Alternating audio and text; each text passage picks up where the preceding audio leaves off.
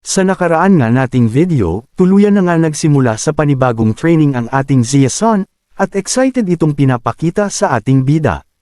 At sa nakaraan nating kwento sobrang nagyabang na nga si Xiao Sun dahil lahat daw ng pinapagawa ng ating bida ay madali nga lang daw nitong nagagawa at bigla nga din. Pinangaralan ng ating bida si Xiao Sun dahil nga sa sobrang kayabangan nito na wag daw magmayabang ito at wala pa ito sa kalingkingan na kilala nitong isang unggoy. At tuluyan na nga din na ikwento ng ating bida ang tungkol kay Sun Wukong, at alam naman ng lahat kung gaano ito kalakas. At nasabi din niya kay Xiao Sun paano nito kinalaban ang kalangitan kahit ito ay mag-isa lang. Na kahit ang buong kalaking kabundukan ay kayang-kaya nitong buhatin. Dahil nga sa narinig niyang kwento mas lalo pang nanginig ang kanyang buong katawan. Sobrang naging excited ito sa mga nakwento ng ating bida sa kanya at nasabi pa nga ni Xiao Sun na, kung buhay pa daw ba si Sun Wukong gusto nga daw niyang mamit ito sa hinaharap pag naging mas malakas na nga daw ito.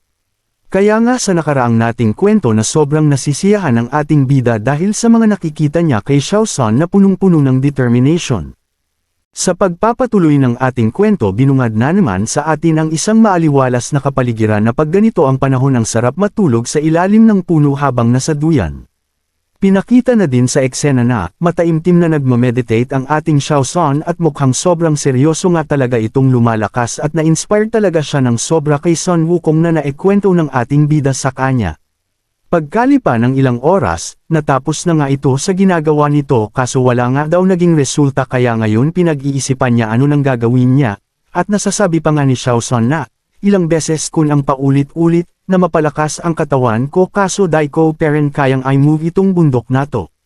Naisip naman agad nito na, ayaw kong malaman ng Panginoon ka, ilang araw ng ganito nakakahiya sa kanya, ika ni Xiao Sun na lubos ngang nag-aalala ito. At may naisip na ngang gawin ulit si Xiao Sun kaya tatayo na nga ito para gawin ang naisip nito. Kaya naman sinisigaw ni Xiao Sun na, gagawin daw niya ang lahat para hindi mapahiya ang ating bida, tama na daw ang kakaupo. Umabot pa nga ng ilang araw.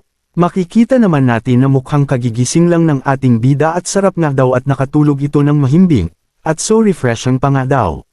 Ramdam nga niya na sobrang payapa at napakasarap sa pakiramdam ang araw na to.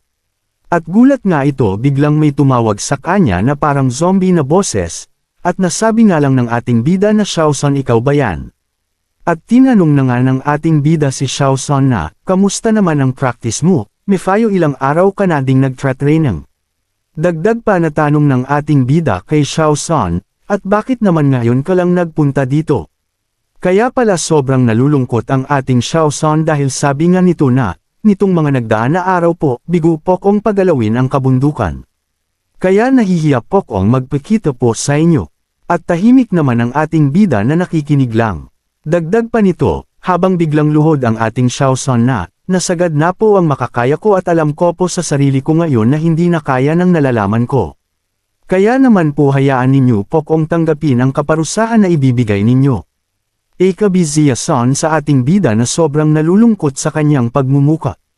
At sinabi naman ng ating bida, tugon niya na, Xiao Sun. Hindi kita paparusahan, makinig ka, nasabi naman agad ni Xiao Sun talaga po. Dagdag pa ng ating bida, walang problema kung di mo pa magawa iyon, huwag kang mag-alala di kita paparusahan. At nasabi pa niya sa may nakakatawang tagpo na, ano ba naman akong klaseng master safe kung papagalitin o paparusahan na lang kita agad-agad? Siguro masyadin mong binabadali ang bagay-bagay kaya nakakatulog ka at may naging pagbabaw naman sa iyo ang mga ginagawa mo at parang guilty tuloy si Xiao Sun sa kanyang naririnig. Dagdag pa ng ating bida kaya napasabi si Xiao Sun na pagpatuloy lang daw ng ating bida ang sinasabi nito at mukhang may natanto. Sabi ng ating bida na, kahit na nagtra-training ka at alam mong di ka nag-progress sa nararamdaman mo sa iyong katawan baka meron ka lang namimos na isang bagay, kay pala nasabi ni Xiao Sun na pagpatuloy lang ng ating bida ang sinasabi niya. At nasabi naman ng ating Xiao Sun na mas dadagdagan pa doon niya ang sipag niya sa pagtra-training. Mukhang nalilito na si Xiao Sun sa sinabi ng ating bida at nasabi nga nito na, Xiao Sun baka kulang ka lang sa combat experience. At tanong nga ni Xiao Sun na may pagkalito, ano pong combat? Pwede po bang explain po ninyo ng mas malalim, mukhang magkakaroon pa ata sila ng sparring session. At nasabi din ng ating bida kay Xiao Son na, ang learning mga nalalaman mo kailangan yan na ma-combined with practice. Marami ka nang natutunan sakin, pero di mo pa nasusubukan magkaroon ng totoong combat. Kay, siguro hirap ka ngayon maka-breakthrough at mag-level up, mukhang maglalaban nga si Xiao Son at ating bida sa isang labanan. At nasabi nga ni Xiao Son, sa mga narinig nito mula sa ating bida na, ganun po pala yun, ngayon alam ko na at naiintindihan ko na po. Sa eksenang ito magkakaroon na ng labanan, at sasabihin na ng bida saan nila gagawin ang paglalaban na ito, nasabi ng ating bida na, Xiao Son simula bukas.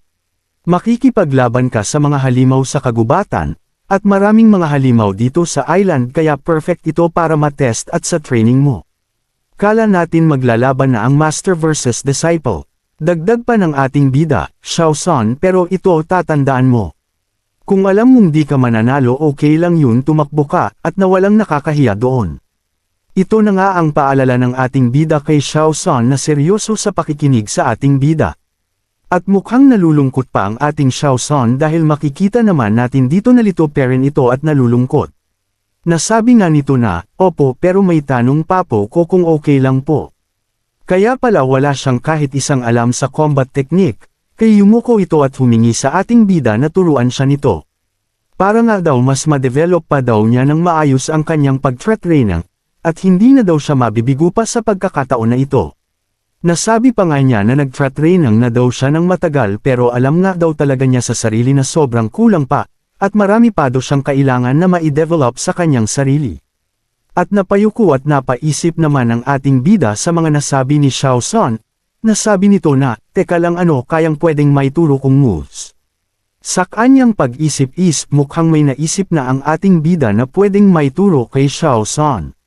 Sobrang natutuwa na nga ang pagmumuka ni Xiao Son dahil, may naisip na nga ang ating bida at nasabi nito na, sige makinig ka Xiao Son, meron akong simple teknik, tanong gusto mo bang matutunan ito? At sagot naman ni Xiao Son gusto ko po matutunan yan. Dumaan na nga ang kinabukasan sa may kakahuyan. At makikita naman natin si Xiao Son dito na handang-handa na nitong subukan ang bagong teknik na tinuro sa kanya ng ating bida. Habang nakatingin ito sa kabundukan naiisip nga nito anong teknik ang sinabi ng ating bida.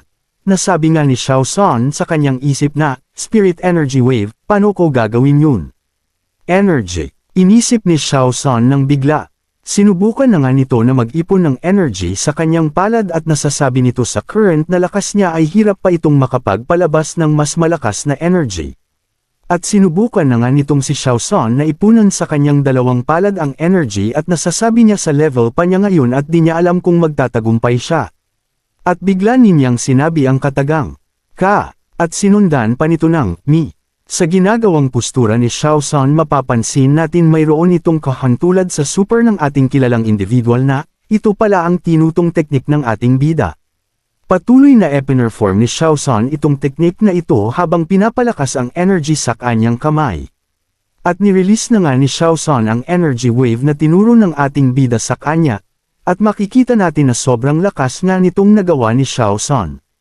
Pagkatapos ng ma-release ni Xiao Son ang ginawa niya, sobrang lakas ng pagsabog ang aalingaw-ngaw sa buong isla, at punong-puno ng usok ang kinalalagyan ni Xiao Son. Pati si Xiao Son ay hirap na hirap ding sinasangga ang pagsabog na nagawa nito.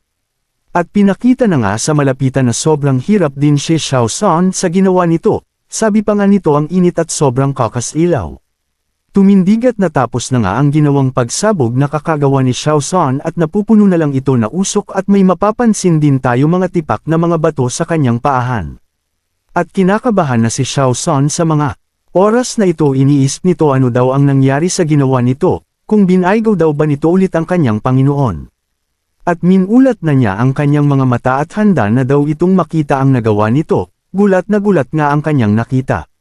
Di nga ito makapaniwala sa nakikita niya at mukhang may kakaibang nangyari at ang nasabi na lang nito ay, abangan nga natin sa susunod, na kwento ano na kaya itong sobrang pagkagulat ng ating Xiao Son sa nagawa nitong atake.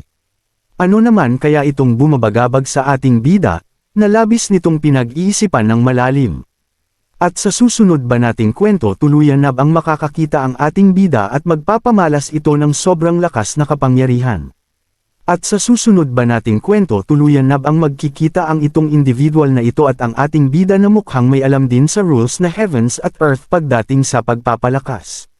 Aabangan pa nga natin na meron na naman bang panibagong techniques o skills ang mauunlock at maituturo ng ating bida kay Xiaosan para ito ay mas maging malakas pa. Kung excited ka na din sa mga susunod pa nating kwento, ay maaari ka rin mag-like or mag-comments. At palambing na din ng subscribe dapat naka-bell all para updated ka sa mga parating pa nating uploads kaya naman maraming salamat sa suportang tunay.